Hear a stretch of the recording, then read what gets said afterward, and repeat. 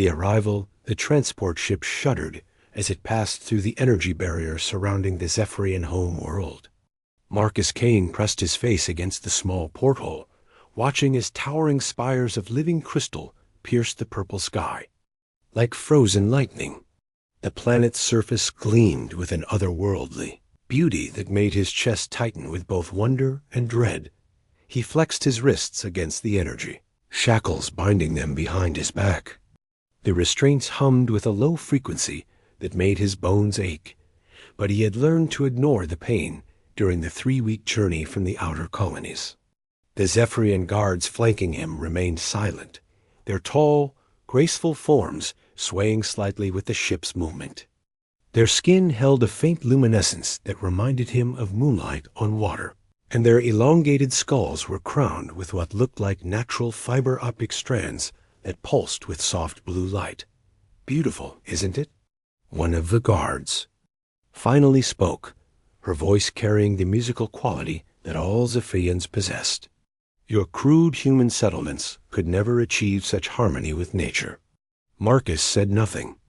He had learned that any response would only provoke more conversation about human inferiority, a topic the Zephyrians seemed endlessly fascinated by. Instead, he focused on memorizing the defensive positions he could see from his limited vantage point. Even as a prisoner, he was still a soldier, and old habits died hard. The ship descended toward what appeared to be a massive crystal formation, but as they drew closer, Marcus realized it was actually a fortress. The walls were grown rather than built, formed from the same living crystal that made up the spires. Organic curves flowed seamlessly into geometric patterns, creating a structure that was both alien and strangely beautiful. The princess's court, the throne room, was a cathedral of light and shadow. Massive crystal formations jutted from the floor and ceiling, their surfaces refracting the ambient glow into prismatic patterns that danced across the walls. The air itself seemed to shimmer with energy, and Marcus could feel the weight of ancient power pressing down on him from all sides. At the far end of the chamber, seated on a throne that appeared to be carved from a single enormous crystal, was the most striking being Marcus had ever seen. Princess Lirelei of the Zephyrian Empire was tall even by her species' standards, her lithe form draped in robes that seemed to be woven from starlight itself. Her skin held the same ethereal glow as her guards, but brighter, more intense. The fiber-optic strands crowning her head were longer and more elaborate, forming an almost crown-like arrangement that pulsed with rhythmic patterns of blue and silver light. But it was her eyes that truly captured Marcus's attention. They were large and multifaceted like a gemstone, shifting between shades of violet and gold as they fixed on him with unmistakable contempt. "So," she said, her voice carrying easily across the vast chamber, "this is the human diplomat who dared to violate our borders." Marcus was forced to his knees by the guards, but he kept his head high, meeting her gaze steadily. "I am Marcus Kane, representative of the Terran Federation. I came seeking peaceful dialogue." A sound like wind chimes echoed through the chamber, and Marcus realized the princess was laughing. "Peaceful dialogue? Your species wouldn't recognize peace if it crystallized in front of you. You are nothing but violent, short-lived creatures driven by base instincts and primitive emotions." She rose from her throne with fluid grace, her movements carrying the predatory elegance of a hunting cat. As she descended the crystal steps, her robes flowed around her like liquid light, and Marcus found himself oddly mesmerized by the sight despite his circumstances. "Look at you," she continued, circling him slowly. "Crude flesh wrapped around brittle bones. Your skin is already showing signs of decay, and you cannot be more than 40 of your pathetic years. We Zephyrians have witnessed the birth and death of stars, while your entire species has existed for barely a cosmic moment." Marcus felt his jaw tighten, but he forced himself to remain calm. Age doesn't necessarily correlate with wisdom, princess. Sometimes fresh perspectives can illuminate truths that ancient minds have grown too comfortable to see. The princess stopped directly in front of him, her expression shifting to one of mild surprise. Clearly, she had expected him to cower or rage, not offer philosophical discourse. "You dare to lecture me about wisdom? You, who represent a species that has spent its entire existence waging war against itself. And yet here I am, seeking peace with a species that has declared war on us," Marcus replied quietly. "If that isn't wisdom, what is?" For a moment something flickered in those multifaceted eyes, curiosity, perhaps, or confusion, but it was quickly replaced by cold disdain. "You seek peace because you are weak. Your Federation knows it cannot stand against the might of the Zephyrian Empire, so you send this filthy meat to beg for mercy."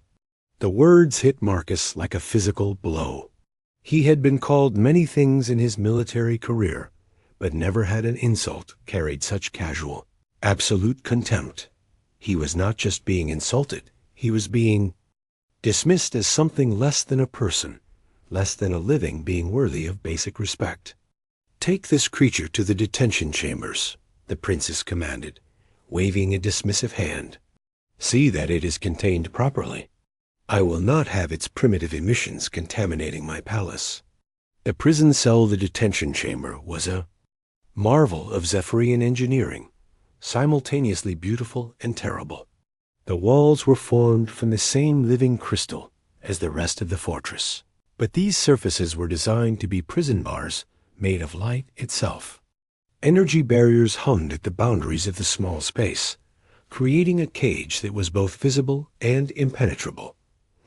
Marcus sat on the single piece of furniture, provided a bench that had been grown from the floor itself, and took stock of his situation. The cell was clearly designed to be psychologically oppressive. A constant play of light and shadow created disorienting patterns, and the low harmonic vibration from the energy barriers was calculated to produce anxiety in most species. But Marcus had endured worse. He had survived 3 years in a Korthak prisoner of war camp, where the conditions had been designed to break human minds through sensory deprivation and psychological torture. This crystal cage was almost pleasant by comparison. He began his daily routine. First, physical exercise to maintain his strength and flexibility. The space was limited, but he had learned to work within constraints. Push-ups, sit-ups, isometric exercises that required no equipment. The guards initially watched with amusement, but as days passed, their interest seemed to shift to something approaching respect. Next came meditation. Marcus had learned the practice from a Buddhist monk he had served with during the Outer Rim conflicts. The technique helped him center his mind and maintain emotional balance, regardless of external circumstances. He would sit in perfect stillness for an hour, focusing on his breathing, while the alien lights played across his closed eyelids. Finally, he would engage in what he privately called memory exercises. He would mentally revisit conversations, books, pieces of music, anything that connected him to his humanity and his home. He would reconstruct entire symphonies in his mind, replay favorite movies scene by scene, or have imaginary conversations with friends and family. The observer from her private observation chamber, Princess Lirale, watched the human with growing fascination. She had expected him to deteriorate quickly under the psychological pressure of the detention cell. Most species showed signs of mental breakdown within days of confinement in the chambers, their minds unable to cope with the constant sensory stimulation and isolation. But Marcus Kane remained steady. More than steady, he seemed to be thriving. His daily routine never varied, and he approached each activity with the same quiet determination. There was something almost ritualistic about his behavior, as if he was drawing strength from the very consistency of his actions. The princess found herself returning to the observation chamber more frequently than she cared to admit. She told herself it was purely scientific interest studying the behavioral patterns of an alien species. But she could not deny that there was something compelling about the human's quiet dignity. Asterisk. During his exercise periods, she noticed the efficient economy of his movements. There was no wasted motion, no showing off. He pushed his body to its limits with the same focused intensity she had seen in her own warrior caste. When he meditated, his stillness was so complete that she sometimes wondered if he had somehow transcended his physical form. But it was during his memory exercises that she found herself most intrigued. His face would soften during these periods, and sometimes she would catch glimpses of expressions that seemed to transcend species boundaries. Joy, sorrow, love, longing emotions that she had been taught were weaknesses unique to primitive species, yet somehow appeared profound and beautiful when reflected in his features. "Why do you continue to watch the prisoner, Your Highness?" asked Commander Zenth, her chief of security. The tall Zephyrian had served her family for 3 centuries, and his loyalty was absolute. "Surely there are more pressing matters requiring your attention." Lirelai turned away from the observation screen, her expression carefully neutral. "I am studying its behavior patterns. Understanding our enemies is crucial to defeating them." "Of course, Your Highness. Though I must say, this particular specimen seems remarkably composed for a member of such a volatile species." The princess nodded slowly. "Indeed, it is most unexpected." The first conversation on the 10th day of his imprisonment, Marcus was surprised to find Princess Lirelai standing outside his cell when he completed his morning meditation. She wore simpler robes than during their first encounter, though they still shimmered with an inner light that seemed to emanate from her very being. "You are not what I expected," she said without preamble. Marcus rose from his meditation position, brushing imaginary dust from his prison uniform. "What did you expect, Princess?" "Degradation, despair, the gradual collapse of mental faculties that typically accompanies prolonged isolation." She studied him with those multifaceted eyes. "Instead, you appear to be thriving." "I've had practice," Marcus replied with a slight smile. "This isn't my first time as a prisoner. Yes, I read your military record.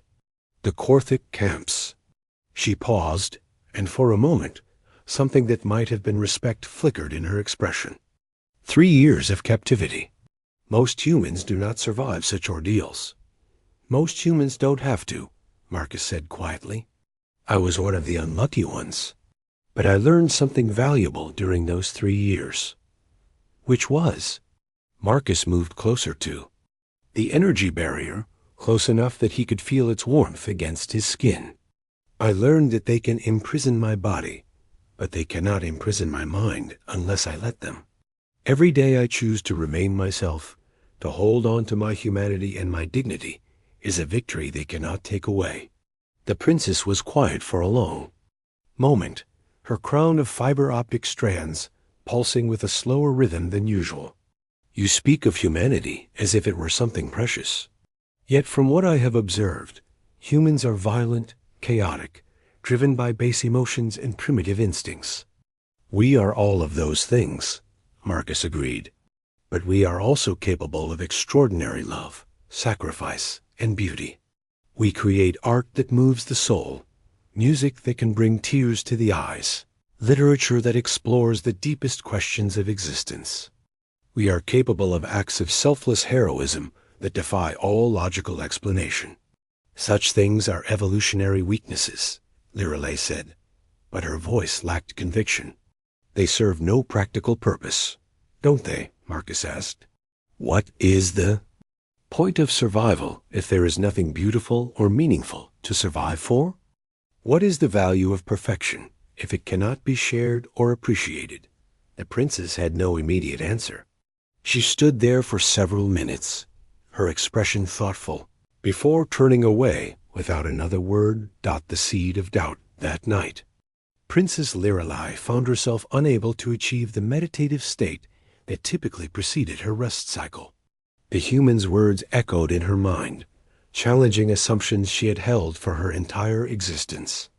She rose from her sleeping alcove and made her way to the palace archives, seeking distraction in the vast repository of Zephyrian knowledge. She found herself drawn to the historical records of first contact with other species. The Zephyrian Empire had encountered dozens of alien civilizations over the millennia, and in every case, the pattern had been the same. The aliens were studied, categorized, and ultimately dismissed as inferior. Those who proved useful were incorporated into the Empire as servants or specialized workers. Those who proved troublesome were eliminated or driven to extinction. But as she read through the records, Lirelei began to notice something she had never seen before. In every case, the aliens had possessed unique qualities that the Zephyrians had deemed worthless. The Korthak had an extraordinary capacity for empathy. The Viktai had created incredibly complex musical compositions.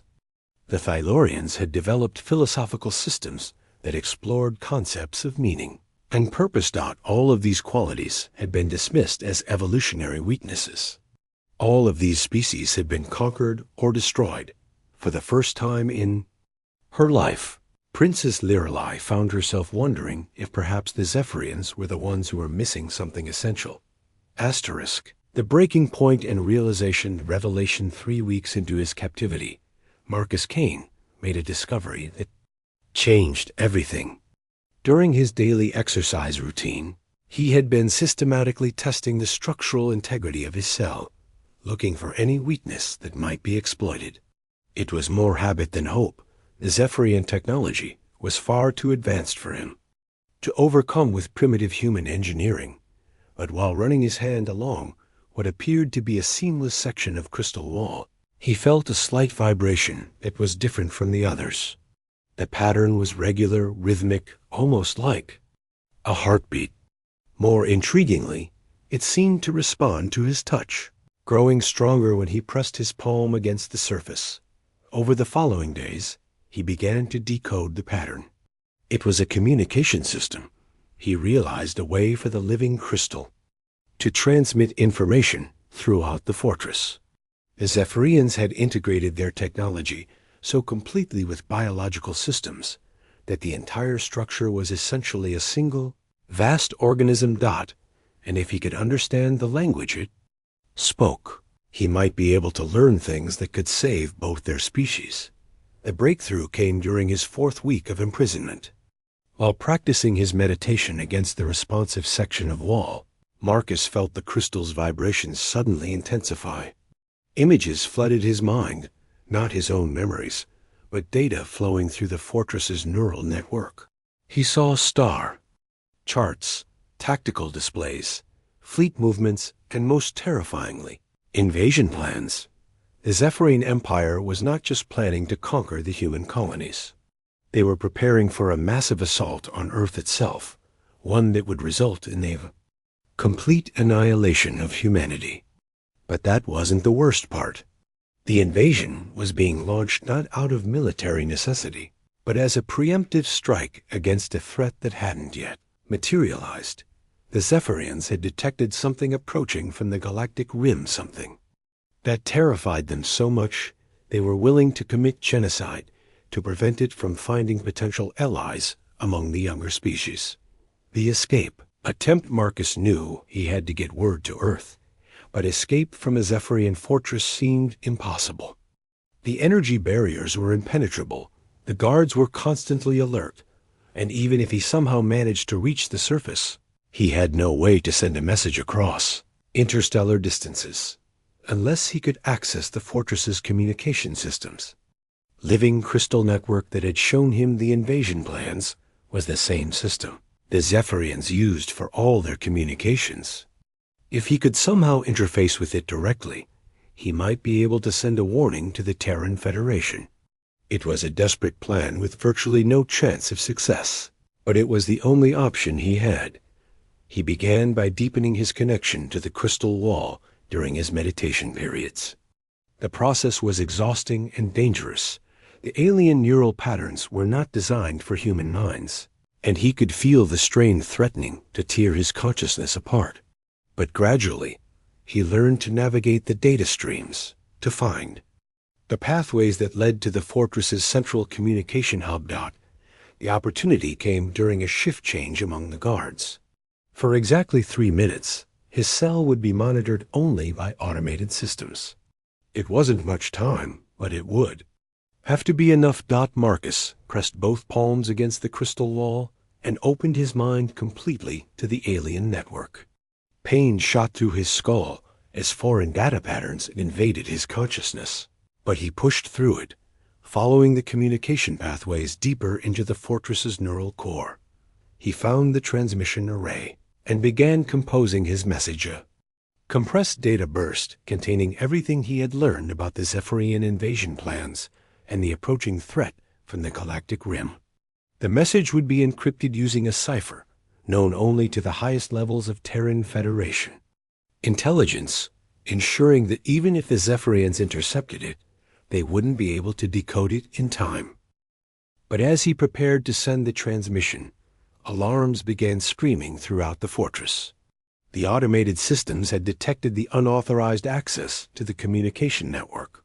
Within seconds, the cell would be swarming with guards. Marcus completed the transmission just as the energy barriers around his cell flared to blinding intensity. The backlash from the crystal network hit him like a physical blow, and he collapsed to the floor, blood streaming from his nose and ears. But the message was sent. The confrontation Princess Lirelai arrived at the detention chamber to find Marcus unconscious on the floor, surrounded by a dozen heavily armed guards. Commander Zenth stood over the human's still form, his weapon charged and ready. He accessed the neural network, Zenth reported, his voice tight with fury. Somehow, he managed to interface directly with the fortress's communication systems. We detected an unauthorized transmission to the outer systems. Lirelai knelt beside Marcus, checking his vital signs. His breathing was shallow and irregular, and his skin was pale and clammy. What did he transmit? We're analyzing the data now, but it appears to be military intelligence. Troop movements, fleet positions, invasion timelines. Zenth's mandibles clicked with agitation. The creature is a spy, Your Highness. He must be eliminated immediately. No. The word came out sharper than Lirelai had intended. He is my prisoner. I will decide his fate. Your Highness, with respect, the security of the Empire is my responsibility, Lirelai finished coldly. Remove your weapons and leave us. All of you. Zenth hesitated, his loyalty warring with his duty. Finally, he gestured to his guards, and they filed out of the chamber, though Lirelai could sense their reluctance. When they were alone, she deactivated the energy barriers and entered the cell. Marcus was beginning to stir, his eyes fluttering open as consciousness returned. When he saw her kneeling beside him, he tried to sit up, but she placed a gentle hand on his chest, holding him down. Don't move, she said softly. You've suffered severe neural trauma. The connection to our network was never meant for human minds. Did it work? He asked, his voice barely above a whisper. Your transmission? Yes, though I doubt your people will receive it in time to make a difference. She studied his face, noting the lines of pain etched around his eyes. Was it worth it? Potentially destroying your mind for the sake of a few minutes advance warning? Marcus managed a weak smile. That depends on what they do with the information. They will mobilize their fleets and prepare for war. More violence, more death. How is that an improvement? Because now they have a choice, Marcus said, his voice growing stronger. They can choose to fight or to negotiate. They can choose to run or to stand their ground. Before, they would have been slaughtered without even knowing why. Lirelai was quiet for a long moment. You truly believe that choice is valuable, even when all the options are terrible? Especially then, Marcus replied. The right to choose our own fate, even if it's a grim one, is what separates us from animals. It's what makes us sapient beings rather than just complex biological machines. The truth revealed. There is something you need to know, Lirelei said. Suddenly, her voice carrying a weight that made Marcus struggle to sit upright despite his injuries. The invasion of your worlds, it is not what you think it is. She helped him lean against the crystal wall, her touch surprisingly gentle. We are not expanding our territory or seeking resources. We are running. Running from what? Lirelei's crown of fiber optic strands pulsed with rapid, agitated patterns. Something is coming from the galactic rim. Something that has already consumed 17 star systems in its path. Our deepest space sensors detected it 3 cycles ago, and since then, we have been preparing for its arrival. Marcus felt a chill run down his spine. What kind of something? We don't know. Our probe ships that investigated the consumed systems found nothing but empty space where entire civilizations once existed.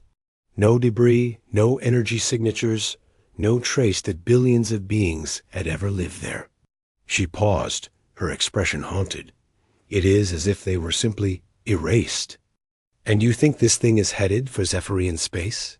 We know it is. The progression pattern is consistent and directed. It will reach our outer colonies within 2 years, our core worlds within 5.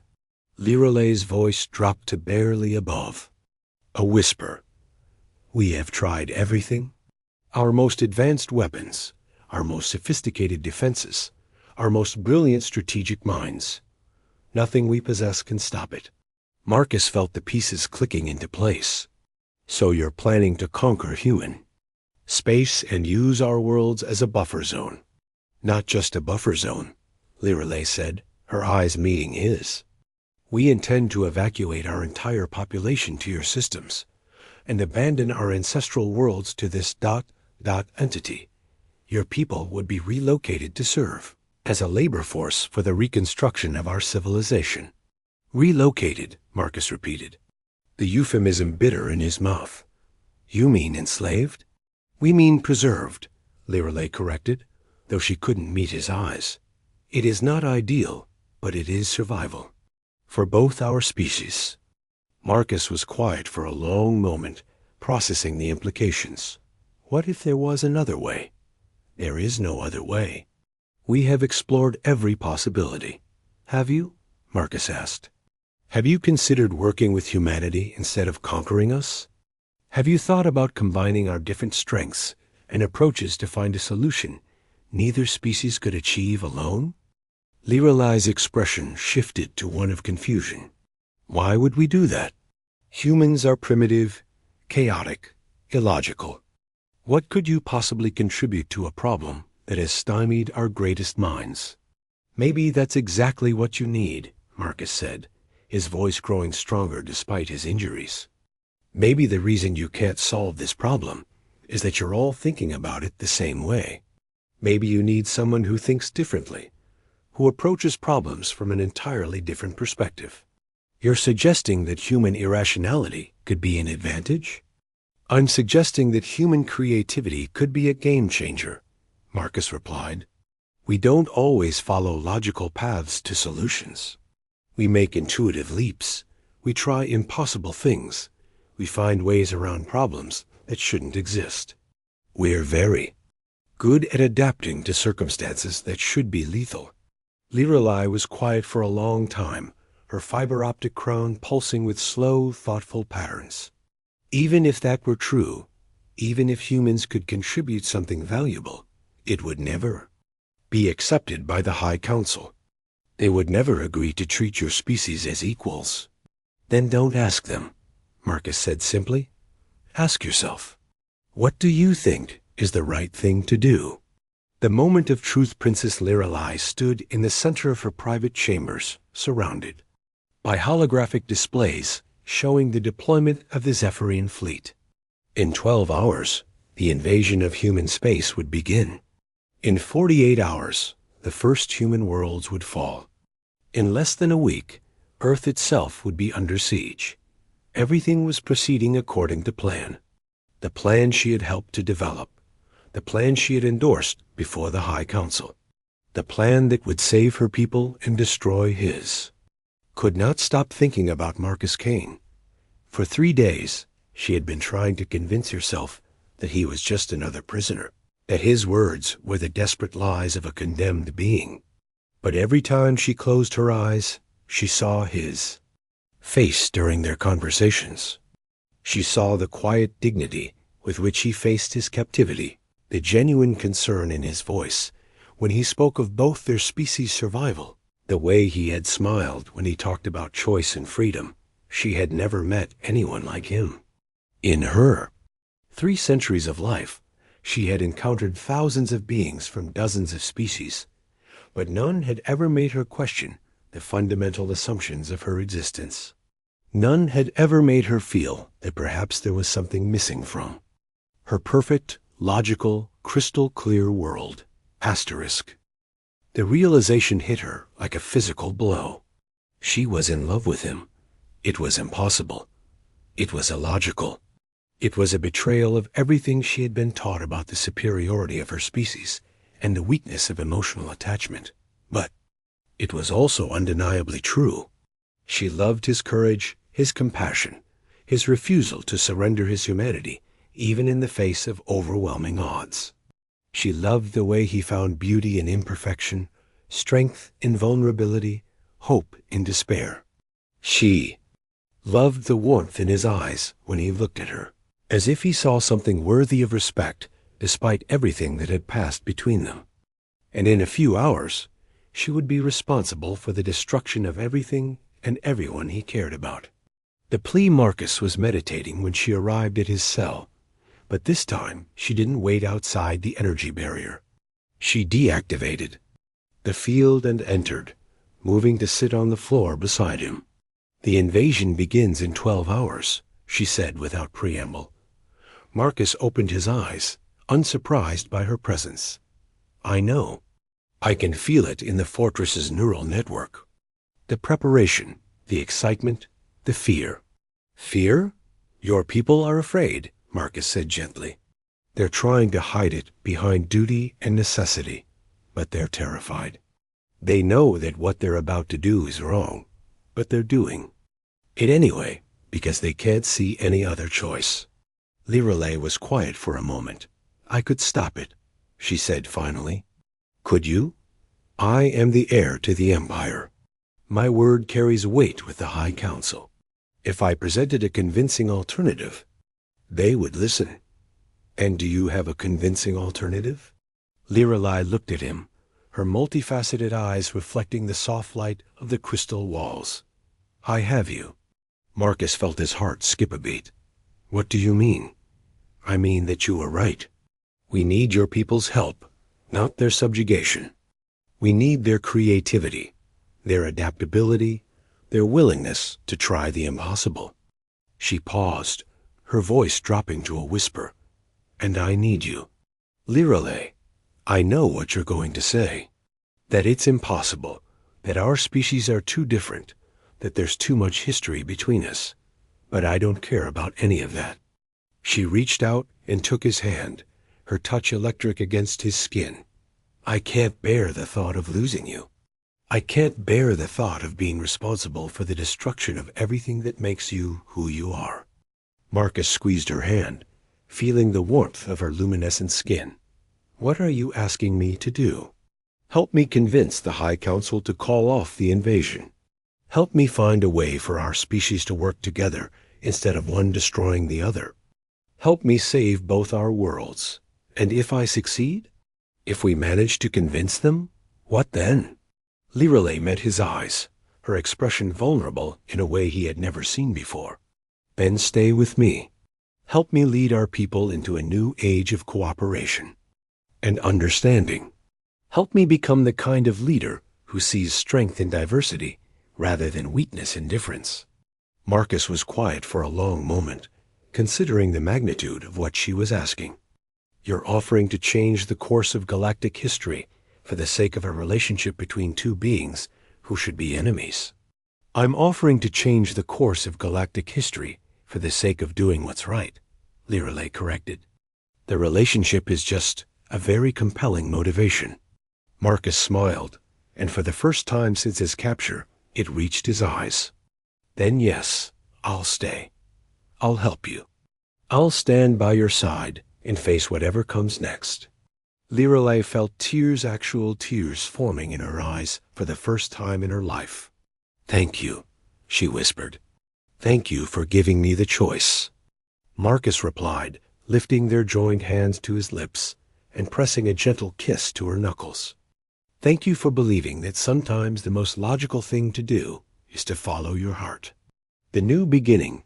The emergency session of the High Council convened just 6 hours before the invasion fleet was scheduled to depart. Princess Lirelei stood before the assembled lords and commanders, no longer the cold, perfect heir they had known, but a leader transformed by the revelation of her own heart. Beside her stood Marcus Kane, no longer a prisoner but a partner in the most important diplomatic mission in galactic history. His presence in the council chamber was unprecedented and controversial, but Lirelei had made it clear that this was non-negotiable. Honored counselors, she began, her voice carrying a new authority that commanded attention. I stand before you today to propose a different path, not conquest, but cooperation. Not the destruction of another species, but the joining of our strengths to face a common threat. The debate that followed was fierce and sometimes heated, but gradually the tide began to turn. Marcus spoke of human innovation and adaptability, of the breakthroughs that came from combining different perspectives and approaches. Lirelei spoke of the moral imperative to find solutions that preserved life rather than destroyed it. Most importantly, they spoke together of hope, the hope that two species, despite their differences, could find a way to survive and thrive in partnership rather than in conflict. When the vote was called, it was closer than anyone had expected, but it was enough. The invasion was called off. The first joint human Zephyrian research initiative was approved, and somewhere in the depths of space, an ancient threat continued. Its approach toward both their worlds, unaware that it would soon face not one desperate species, but two united in purpose and strengthened by the bonds of understanding. As the council chamber emptied, Lirelei and Marcus stood together, looking out at the stars through the great crystal windows. The future was uncertain and dangerous, but for the first time in either of their lives, it was also filled with infinite possibility. Are you ready for this? Lirelei asked, her hand finding his. No, Marcus replied honestly, but I'm ready to try. And in that moment, as their fingers intertwined and their hearts beat in harmony, the universe itself seemed to hold its breath in anticipation of what they might accomplish together. Asterisk.